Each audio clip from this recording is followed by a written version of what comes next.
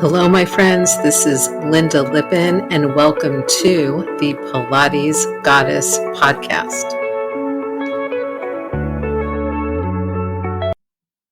Well, hello, my friends. It's Lynda Lippin here, your host at the Pilates Goddess podcast, and welcome back one more time.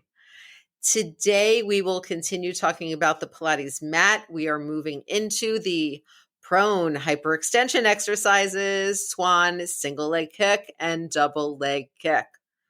So far in the mat, we have done a lot of extension, i.e., that flat middle position in between bending forward and bending backward.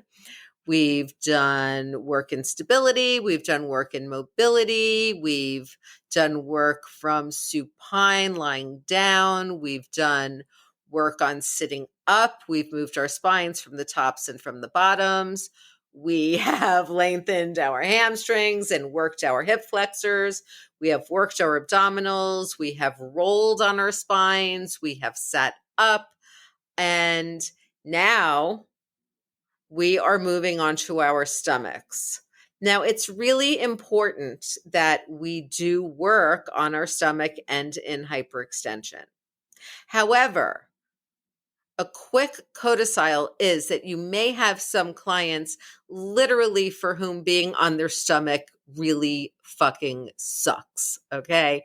I had a client for many years, Susan, who I love dearly, who has, arthritis, severe scoliosis, osteoporosis, some joint replacements. And for her, being on her stomach just sucks. She can barely breathe. She can't pull her abs in. It's uncomfortable.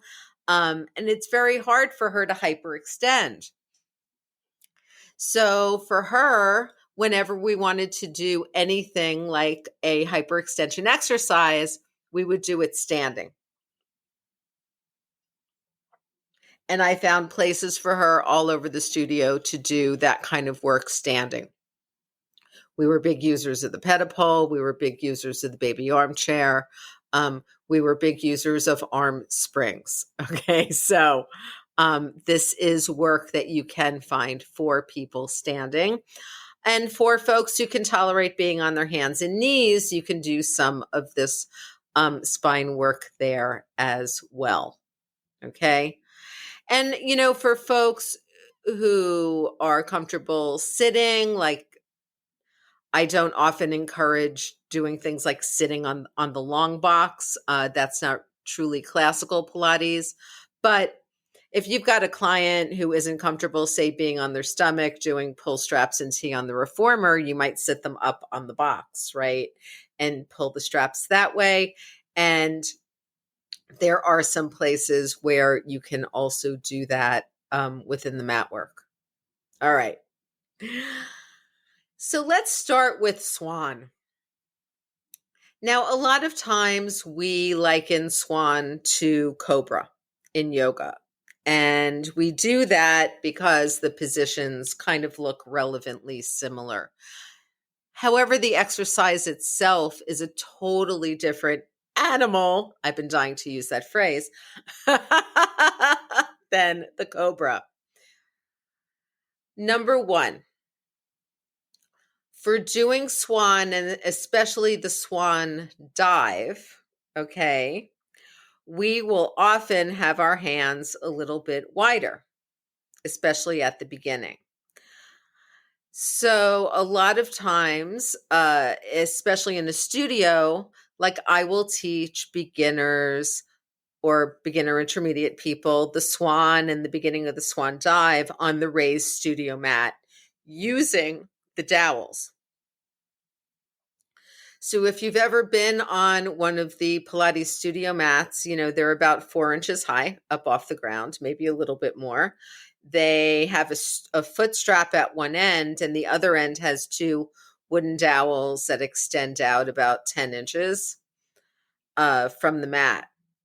And for teaching Swan at the beginning, we use those dowels. And what those dowels do is they allow the collarbones to stay more open and the shoulder girdle to stay a little more open as you're moving your spine and your rib cage kind of within the shoulders. Let's face it, lots of people are really tight in the shoulders. You may notice yourself or your clients, if you teach, that if they have their hands right under their shoulders, like right under their chest on the mat, that as they come up into swan, their tendency is to roll their shoulders forward and up as they're coming up, and then reconnect them back when they get to the top. In the best of all possible worlds, what I want for my clients is to stay open the whole time if they can, and not go through that kind of shoulder roll backwards and forwards to get into the right position. So I like to start my people in Swan by having their hands a little bit wider than the mat, even if they're on a floor mat. So hands are a little bit wider than the shoulders. They're kind of next to the shoulders. And then you get very heavy in the hips and pelvis. Look, ideally, in the best of all possible worlds, our heels are all the way together and our legs are straight and we feel no pressure in our lower backs. For most people, that's not happening. So the first thing you're going to do when you get on your stomach with heavy hips is, if you feel a lot of pressure going into your lower back and your sacral area, is you're going to separate your legs. And I bet you if you separate your legs, you're immediately going to have a little bit of relief from that.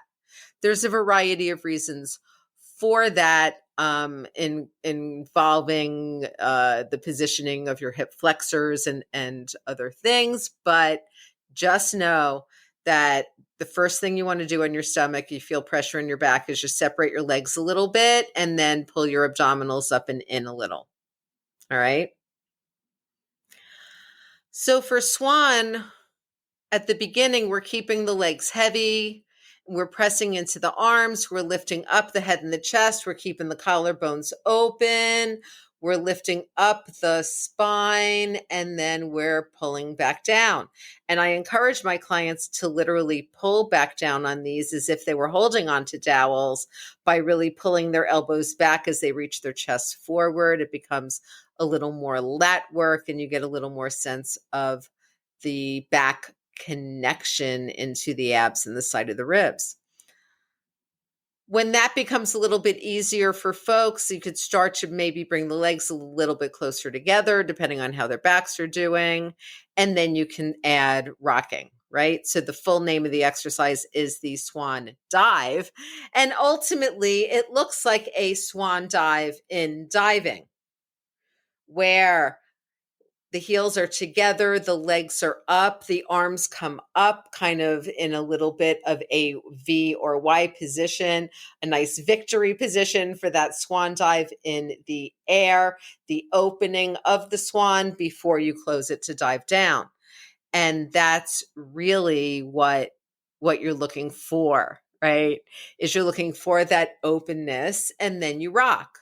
At the beginning, you assist the rocking using your hands on the mat or the dowels, and then ultimately you progress to no hands, just using yourself to rock back and forth. Legs are long, arms are long, using the breath to assist. It's not easy. It's not easy in any of its forms. Now, there are a few hyperextension intolerant people, like those with spondylos, and sometimes spine stenosis, right? So those folks need to not go crazy on something like the Swan. For those folks, it's better to just do a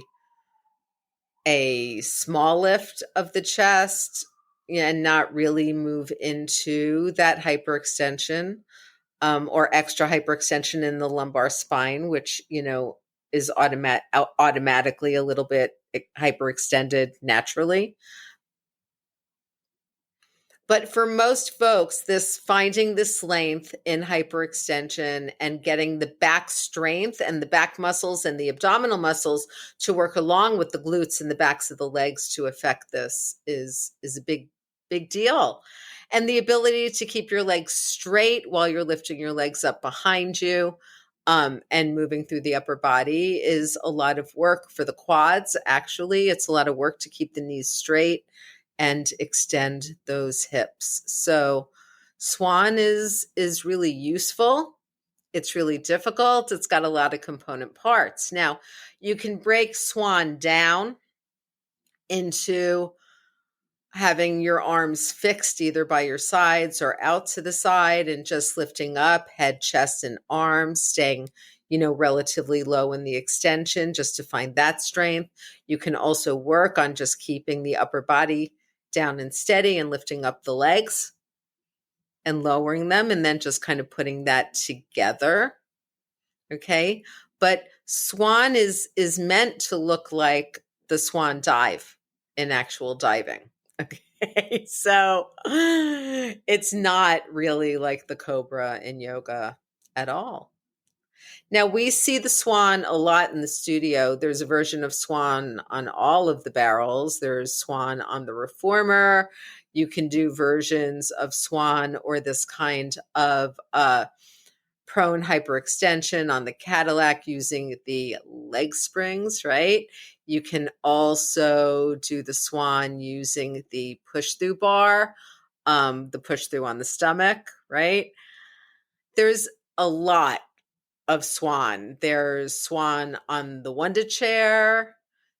The only chair that really doesn't have a Swan prone would be the high chair or the electric chair, but you can do some versions of the upper body extension with weight in the arms, different pull-ups and things using that chair. So, and dips and other things. So there are plenty of places in the studio to do that kind of movement and that kind of exercise.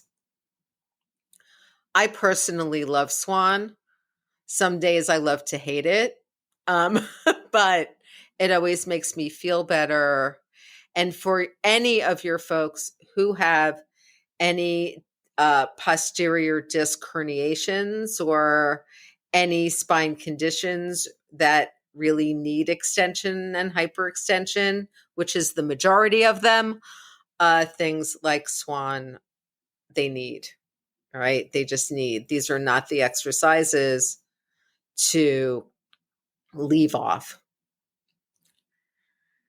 So we finished the Swan dive or any version of the Swan that we're doing. And usually people are a little tired in their backs by then. So we have them sit back in rest pose, which is kind of like child's pose in yoga. You can do rest pose in several ways. You can have the knees wide, which makes it a little more of a hip stretch and a little bit easier on the lower back. If you bring the knees closer together, it's a lot more stretch in the sacral lower back area, not quite as much in the hips. So, you have options there. Then we come back out on the stomach for the single leg kick. Now, my friends, the single leg kick is like the unheralded, awesome, best Pilates exercise. And you may wonder why I say that. I say that because it's doable by the majority of people, okay? Even people who are hyperextension intolerant can generally handle the smaller amount of hyperextension in this exercise. And if they can't be upright, you can bring the chest down, okay? This is an exercise that works the hamstrings.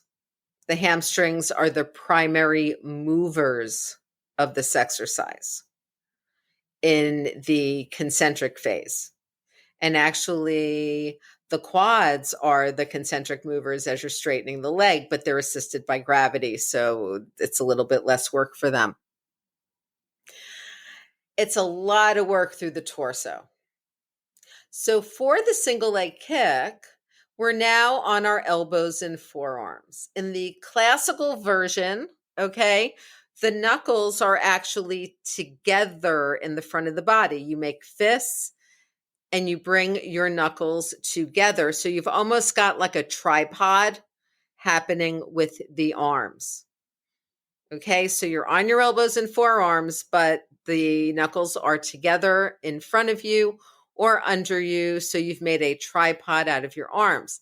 Some folks don't like that position because it is harder to pull open your collarbones when your humerus is in a little bit of internal rotation, which is part of the point of that position is to kind of work, both ways, to be in a tiny bit of internal rotation and still get your back muscles to work to hold you up. Your head and chest are up, your collarbones are open, you're pushing down into the floor to lift your torso up as opposed to letting your chest start to sink down and forward.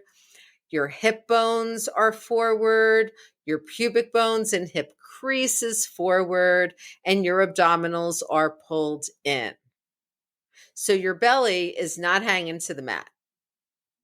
Yes, you, if you're a larger person, may feel some of your skin being on the mat, but the idea is that you're pulling up and in.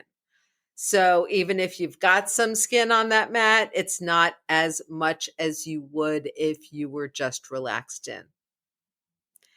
And then with that, we kick a leg. We bend one knee, we keep the thigh heavy, and we kick the leg in twice. It's a little pulse. Kick, kick, and down, and switch. And that's it. That's the whole exercise. So what's hard about this? Number one, most of us aren't used to being in upper body hyperextension while we're using our hamstrings. So there's that. Number two, if your hip flexors and your quadriceps are a little tight, as they are with many people, and your glutes and your hamstrings might be a little bit weaker, it is hard to stay in hip extension and still bend your knee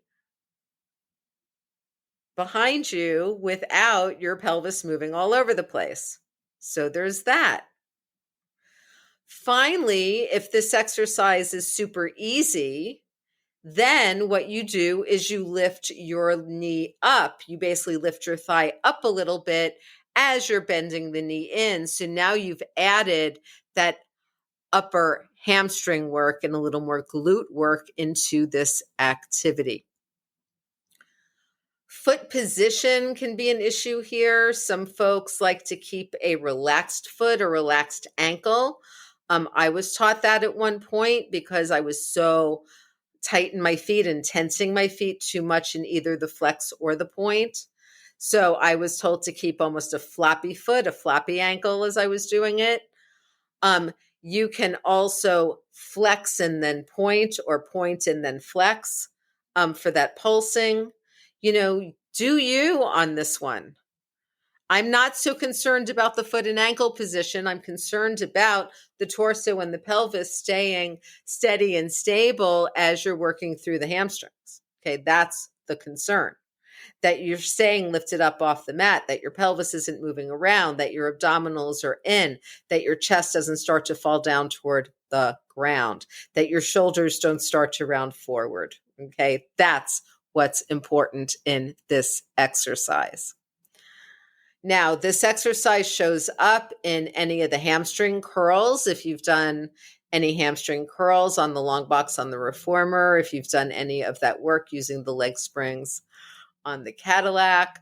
But realistically, any work that's going to send your leg behind you and really work your hamstring in that way, it's going to show up in the next exercise. You're going to see similarities to this in the double leg kick. But there are plenty of, especially the more advanced exercises. So when you start to look at grasshopper and you start to look at scorpion and you start to look at rocking, you really start to work that. But I want you to also think about some of the exercises that we do where you're kneeling and you're in hip and thigh extension. So thigh stretch on the mat, on the Cadillac, on the reformer, okay, is going to use relevantly similar muscles to the single leg kick. So the single leg kick, I love it. There's very few people who can't do some version of that single leg kick. Okay. You're not dealing with wrist issues. You're not dealing so much with shoulder issues. You're in much less of a hyperextension than you are in Swan. And you're just working those legs. Now, again, could you do that standing? You could. You totally could. You can even be facing a wall, have your hands on the wall, press the hips a little bit forward, and then lift one leg behind you, bending the knee and kicking in towards your hips. There's plenty of places you can work on this. But don't leave out single leg kick. Really. It's a huge exercise. And once you yourself or your clients really get it and start to feel that length in the front and the work in the back, you're going to love it. It's like the reverse of bridging, and it's excellent for you. And then when you come down from that single leg kick, we move into the double leg kick. Now, the way I learned the double leg kick, your head is turned in one direction. Your hands are clasped behind your back. Your elbows are bent, so your hands are as high up your back as you can get them. And then you drop your elbows down toward the floor to kind of stretch out that whole back and back of arm and shoulder situation that you just worked really hard in the 2 exercises prior. And then with heavy hips, once again, you bend both knees and you kick your heels towards your seat 3 times. 1, 2, 3. And then as you inhale, you straighten out your legs behind you. You lift up your head and your chest. You lift up your arms. You open your collarbones. You reach your arms back towards your feet, and you lift that upper back up as long and high as you can. You come back down. You turn your head to the other side. You bend the elbows again, and you repeat it for 2 or 3 cycles. So you're doing, 4 to 6 repetitions total. Now, there are ways to modify this. You can't turn your head in that position because you have neck arthritis. It doesn't feel great. You have your forehead to the mat when you're down. Not a problem. You have some shoulder issues, so being in those exact shoulder positions don't feel so great. Not a big deal. Maybe start the exercise with your arms just down by your sides, with your palms either down to the mat or in towards your thighs. Kick the legs and lift up, just reaching your arms back and your chest forward, like the old physical mind fundamental of flight.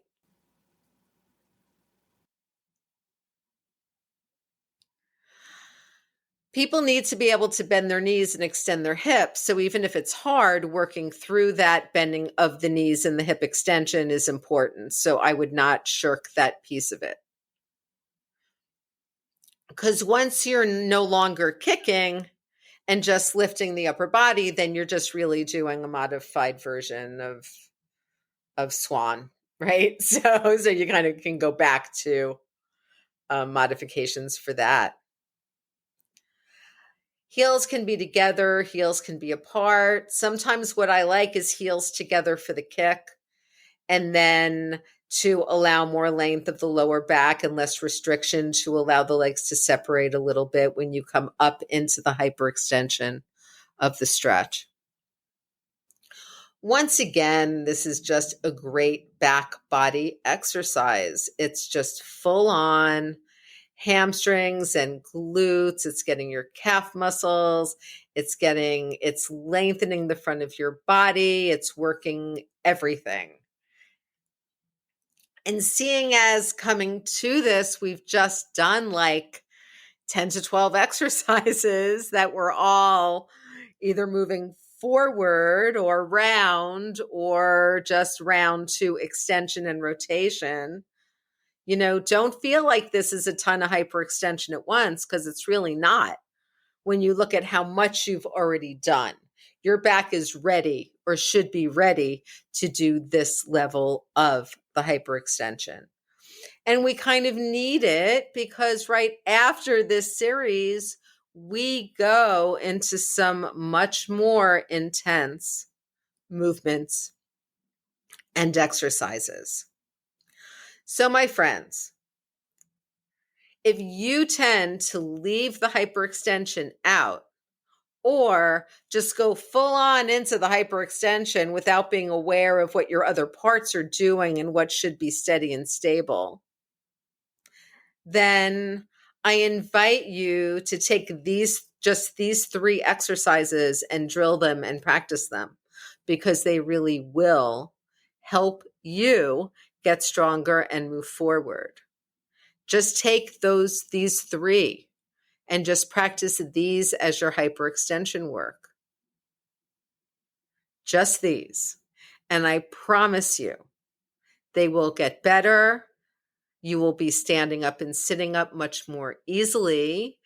And as you get stronger in your hyperextension and in the back body, it's actually going to make your forward flexion and your abdominal exercises and your side lying exercises even better.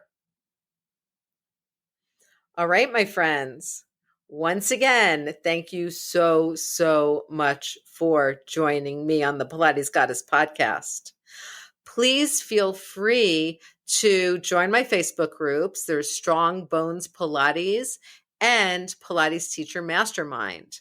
Both of them are full of videos and webinars and all kinds of free information that will make it easier for you to both do and teach Pilates, whatever kind of body you have and whatever kind of clients you might be teaching. I would love to see you there. And as always, feel free to contact me with any questions, Lynda@LyndaLippin.com, or DM me on any social media where you'll find me as Lynda Lippin or Lynda Lippin Pilates. And I'm going to close with the usual. If you're enjoying the podcast, help other people find it. Share episodes on social media. Email episodes to your friends. Text episodes to your friends. Link episodes in Facebook groups that you're in, or WhatsApp groups that you're in, or Reddit groups that you're in, if there's one that you think can help somebody. Help other people find the podcast. And please, if you love it, leave a rating and a written review on Spotify, Apple Podcasts, Podchaser, wherever you can. And thanks so much. And I will be back with you next week. Bye.